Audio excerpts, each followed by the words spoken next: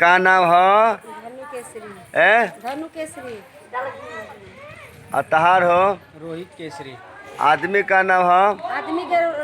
आदमी के नाम धनु केसरी, हमार नाम आरती केसरी। अच्छा, ये कौना खुशी में मार चुनरी करा सजल बड़ल हो? हमारे आदमी के तबीयत खराब रहल। का भय रहल आदमी के? कोरोना टाइप के हो गए रहल। कोरोना टाइप हो गए रहल। सर्दी हो गई। वही घड़ी कोरोना के टाइम में वही में मन रहलू है।